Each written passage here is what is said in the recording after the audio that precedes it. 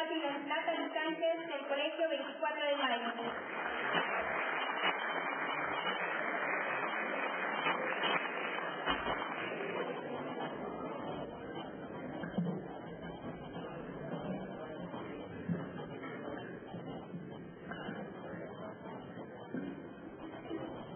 En los labios hacemos del nombre, del inmortal y claro, la figura de Luis Alfaro, que en la noche abrió sendas de luz. Muy buenos días. En esta mañana hemos oído hablar mucho sobre lo que es el laicismo y sobre el viejo luchador Eloy Alfaro. Pero, ¿qué es el laicismo y por qué está ligado al Alfaro? El laicismo se define como sistema político que establece la independencia estatal frente a la influencia religiosa y eclesiástica. El Estado prescinde de todo credo religioso, no profesa religión alguna, observa absoluta neutralidad ante el fenómeno religioso y considera que todas las creencias, como expresión íntima de la conciencia de las personas, son iguales y poseen idénticos derechos y obligaciones.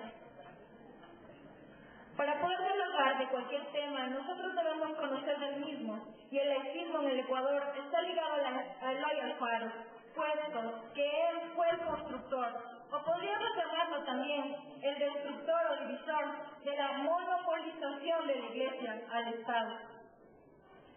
Es decir, que para comprender el laicismo y cómo ha evolucionado en el Ecuador, tenemos que conocer la vida y obra del promotor de este ideal libertario para nuestra patria. De aquí partimos con la pregunta: ¿quién fue Eloy Alfaro?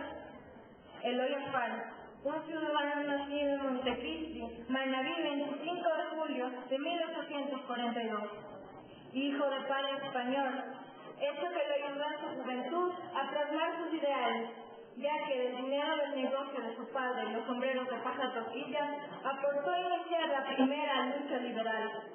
Desde niño vio como los derechos del pueblo eran reprimidos por la Iglesia Católica y los ideales de Bolívar eran destruidos por extranjeros como Juan José Flores o tiranos como García Moreno. Su vida la pasó entre exilios, batallas y derrotas. En 1864, Eloy Alfaro había iniciado su lucha. ¿Contra qué se rebeló? ¿Cuáles eran sus sueños? Pasamos del yugo español a la dependencia de las clases dominantes, dado que a fines del siglo XIX aún los indígenas tenían que pagar tributos especiales a la Iglesia Católica. Esta dominaba el Estado con políticas racistas. Las mujeres estábamos limitadas al hogar, sin acceder a cargos públicos, haciendo de los ecuatorianos una nación sumisa, explotada y viviendo como un pueblo analfabeto. Esto fue suficiente como para que Eloy Alfaro en él naciera un profundo sentimiento de indignación, alimentando su rebeldía.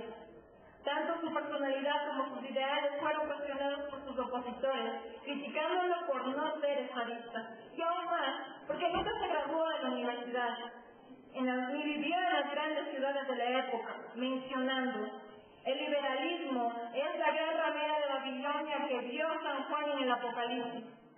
No podían concebir que un ciudadano común, como lo llamaban, pretendiera acceder a la mencionada presidencia de la República. Pero Alfaro lo sabía y dedicó su tiempo de tranquilidad a estudiar filosofía e historia latinoamericana. Sus dotes innatos estadistas se probaron ampliamente. El pueblo lo amaba por la simple razón de que lo sentía uno de ellos, y lo demostró incorporando en su lucha a indígenas, negros, mujeres, es decir, a todos los actores de la sociedad, pues él sabía que entre todos construían el verdadero Ecuador. Es así que orgullosamente podemos decir que en este país diverso, multiétnico, pluricultural y cuna de ilustres líderes, nació y se desarrolló José Eloy Alfaro Delgado, el caudillo de libertad y rebeldía, el faro luminoso que enrumbó hacia mejores días, tanto como a Ecuador como a Latinoamérica. En sus dos presidencias proporcionó las bases de la modernidad y no basó su obra en lo político. ¿Cuáles fueron sus obras? Comenzó por eliminar el tributo que esclavizaba a los indígenas, nacionalización del registro civil, ley del matrimonio civil, establecimiento del divorcio, el manejo de los cementerios por el Estado y la eliminación del diezmo, garantías de derechos políticos. Por primera vez en Latinoamérica las mujeres podíamos ocupar cargos públicos. La modernización del ejército le permitió mantener la patria intacta pese a las pretensiones peruanas de ese tiempo. Creó instituciones educativas tan importantes como la Escuela de Bellas Artes y colegios como Manuela Cañizares, Juan Montalvo, Bolívar, Vicente Rocafuerte, Militar, Eloy Alfaro y Mejía. Fue un presidente transformador. Su mayor obra y sueño que concretó fue el ferrocarril entre Guayaquil y Quito, en que se convirtió en su obsesión con el objetivo de la integración nacional para dejar atrás el creciente regionalismo. Con esta obra se generaron negociación y un sinnúmero de pueblos cobraron vida. Debemos resaltar lo más importante, que fue el separar a la Iglesia del Estado, permitiendo que la educación sea laica, pública y gratuita.